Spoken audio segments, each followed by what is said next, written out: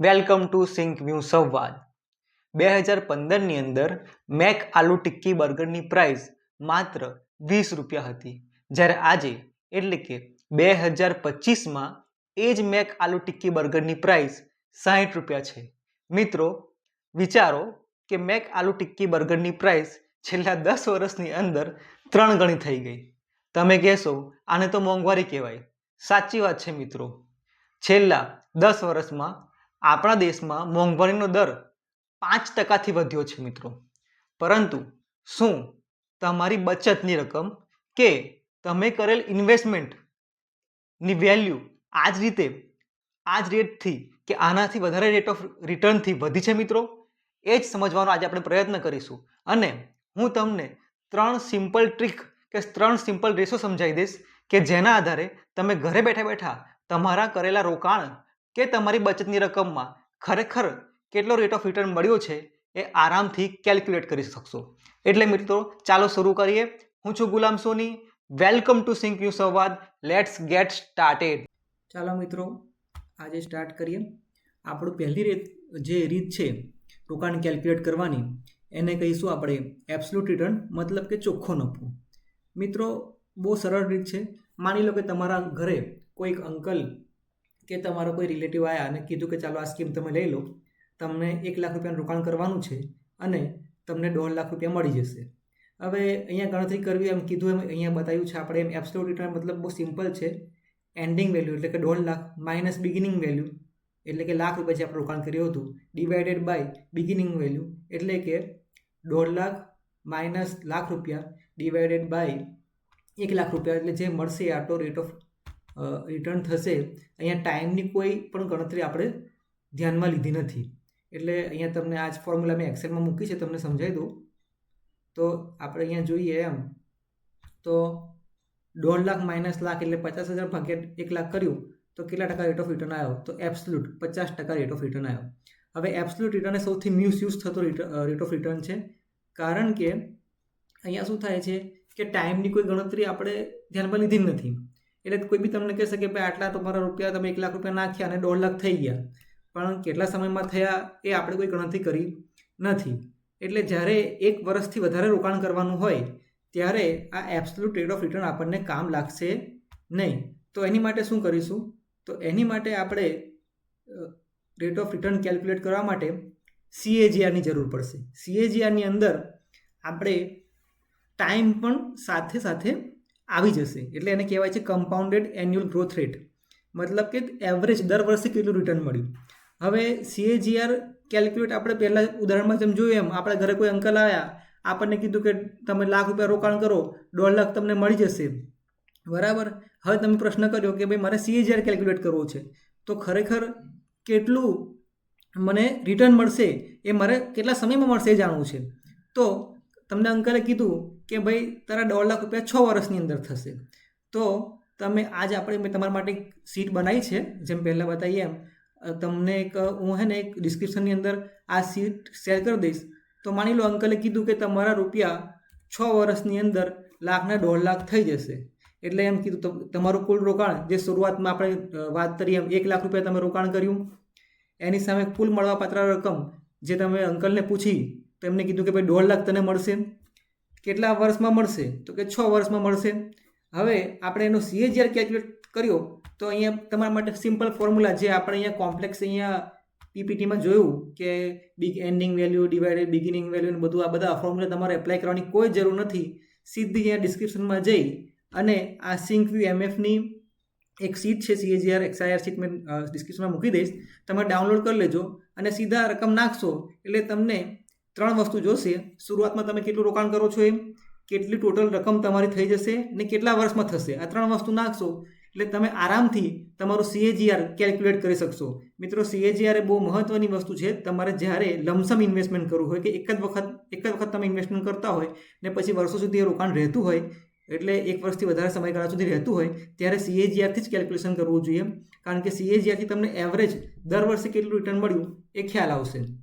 હવે માની લો કે તમે SIP કરો છો, મતલબ મિત્રો કે 1 થી વધારે સમયગાળા માટે 1 થી વધારે ઇન્સ્ટોલમેન્ટમાં રોકાણ કરો છો ને અલગ અલગ સમયગાળામાં રોકાણ કરો છો. એક પહેલા મહિના, બીજા મહિનામાં કરી, પછી ત્રીજા મહિનામાં કરી, ચોથા મહિનામાં કરી, પછી માની લો કે 1 વર્ષ પછી તમે પૈસા ઉપાડી લીધા કે રૂપિયા ઉપાડી લીધા થોડા, બાકીની પાછી એસઆઈપી ચાલુ કન્ટિન્યુ રાખી, તો તે વખતે ઇન્ટરનલ રેટ ઓફ રિટર્ન કે extended internal rate of return જેને XIR કહેવામાં આવે છે એ કેલ્ક્યુલેટ કરવાનો હોય છે મિત્રો.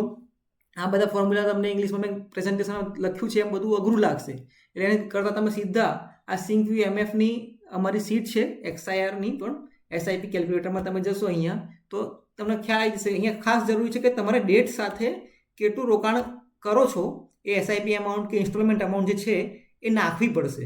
એટલે અહીંયા મેં 2018થી આપણે નાખી અને રિટર્ન એક એક્ઝામ્પલ માટે કેલ્ક્યુલેટ કરીને તમને આપ્યું છે.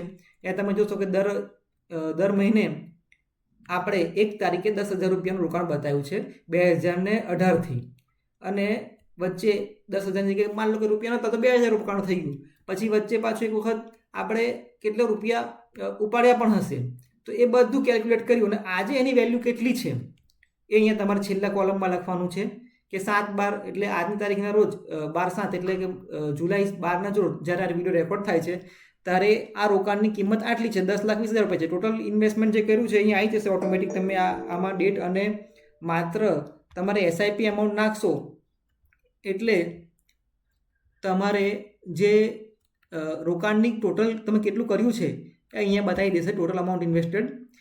અહીંયા તમે છેલ્લે તારીખે એટલે જે તમારું ટોટલ તમારા જે એપ હશે કે જે પણ જ્યાંથી તમે રોકાણ કરતા હશો ત્યાં તમારા ટોટલ રોકાણની આજની કિંમત કેટલી છે બતાવતું હશે, તો એ તમે અહીંયા લખી દેજો ખાલી આ તારીખની સામે. તારીખ આજની મારી અહીંયા તારીખ બી તમે સિલેક્ટ કરી શકશો, તો અહીંયાથી તમે આમ તારીખ સિલેક્ટ કરી શકશો.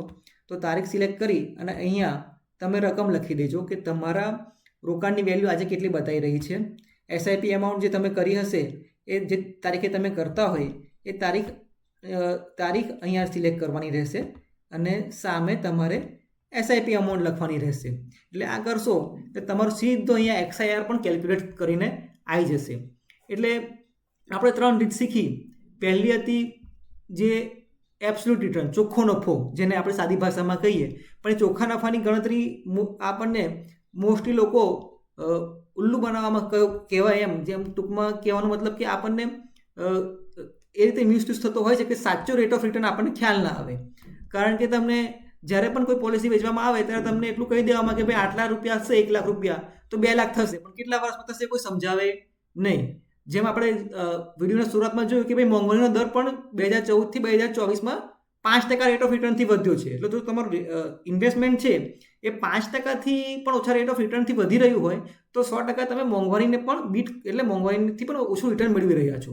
એટલે એ ચિંતાનો વિષય થાય છે. એટલા માટે જ્યારે પણ આ રીતે તમને કશે કોઈ પણ સ્કીમ લઈને આવે તો આપણી સીટ છે એ આપણે ડાઉનલોડ કરી અને એમાં CAGR માટે લખ્યું છે એમ જ્યારે એક જ વખત રોકાણ કર્યું અને વર્ષો સુધી એ મૂકી રાખવાનું હોય અને પછી એમાંથી પૈસા આપણને ડબલ થઈને જે બી થઈને આવવાના હોય, જેટલા બી થઈને આવવાના હોય તો અહીંયા નાખી દઈએ. એટલે પહેલાં અહીંયા કુલ રોકાણ, પછી કેટલું મળવાપાત્ર રિટર્ન અને કેટલા વર્ષમાં મળશે તો આપણે CAGR કેલ્ક્યુલેટ થઈ હશે. એ જ રીતે જ્યારે આપણે SIP કરતા હોય ત્યારે પણ અહીંયા ડેટ સિલેક્ટ કરવાની છે અને સામે તમે એમાઉન્ટ નાખશો એટલે તમારે XIR કેલ્ક્યુલેટ થઈને આવી જશે. એટલે આ 2 મેઇન રેશિયો રહેશે જે આપણે યુઝ કરવું જોઈએ ખરેખર ઇન્વેસ્ટિંગમાં અને જ્યારે પણ આપણે રોકાણ કરતા હોય ત્યારે. કારણ કે અહીંયા ટાઈમ સાથે આનું કેલ્ક્યુલેશન થાય છે અને ટાઈમ એ બહુ મહત્ત્વનું ફેક્ટર છે તમારા રિટર્ન મેળવવા માટે. એટલે જ્યારે પણ આવું કંઈક થાય તો ચોક્કસ આ રીતે XIR CAGR કેલ્ક્યુલેટ કરી શકશો. આમાં તમારે સીટની જરૂર પડશે. હવે તમને એવું થાય કે ભાઈ આટલું બધું મારે ડિફિકલ્ટ કેલ્ક્યુલેશનમાં જવું નથી, મેં તમે આંગળીના ટેરવે રેકોર્ડ ગણી શકો. આંગળીના ટેરવે તમે આરામથી બેઠા બેઠા એક સિમ્પલ ટ્રીક છે જેના આધારે તમે તમારું રિટર્ન કેલ્ક્યુલેટ કરી શકશો, જેને રૂલ ઓફ 72 કહેવાય છે. અહીંયા મિત્રો 72 ડિવાઇડેડ બાય એટલે 72 ભાગ્યા ટોટલ તમારું રોકાણ કેટલા વર્ષમાં ડબલ થવાનું છે ખાલી એ સમય નીચે નાખવાનો છે. એટલે તમને ખ્યાલ આવી છે. માની લો જેમ આપણા ઉદાહરણમાં આપણે જોયું એમ 1/2 થાય છે 6 વર્ષની અંદર, એટલે પૈસા ડબલ થતા નથી. એટલે માની લો કે એ રીતે જો રિટર્ન રહેતું હોય તો 12 વર્ષે પૈસા ડબલ થશે કે 1 લાખના 2 લાખ રૂપિયા 12 વર્ષે થવાના, કારણ કે 6 વર્ષમાં 50,000 થવાના તો 6 વર્ષ એટલે લાખ બીજા 50,000 વધવા માટે. તો સમજીએ તો એ રીતે 1 લાખના 2 લાખ રૂપિયા જો 12 વર્ષે થતા હોય તો 72 ભાગ્યા 12 જેમ અહીંયા બતાવ્યું છે પ્રેઝન્ટેશનમાં, તો તો 6% રેટ ઓફ રિટર્ન થયું. આ બહુ સિમ્પલ ટ્રીક છે. ખાલી જ તમારે કેલ્ક્યુલેટ કરવાનું છે કે કેટલા સમયગાળાની અંદર તમારા રોકાણની કિંમત ડબલ થઈ જાય છે.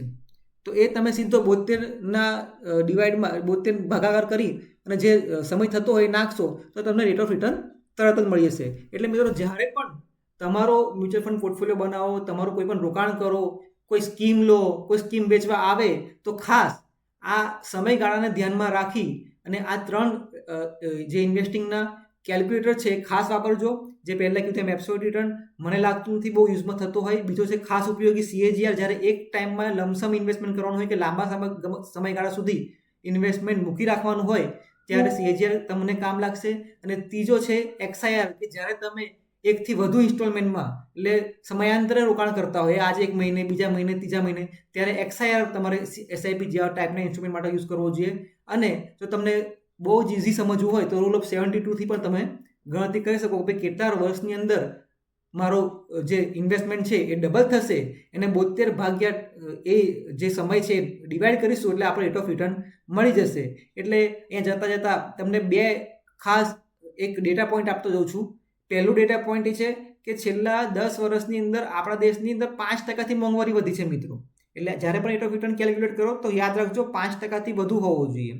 બીજી વસ્તુ ડેટા પોઈન્ટ આપી દઉં છું કે આપણા સ્ટોક માર્કેટ એટલે કે નિફ્ટી 50 જે ઇન્ડિયાની ટોપ 50 કંપની છે એનું રેટ ઓફ રિટર્ન છેલ્લા 30 વર્ષની આસપાસ 12%ની આસપાસ રહ્યું છે. 30 વર્ષમાં 12%ની આસપાસ રહ્યું છે મિત્રો. એટલે આ 2 વસ્તુ ખાસ ધ્યાન રાખજો અને એના આધારે જ તમારા રોકાણનું ડિસિઝન લેજો. Thank you.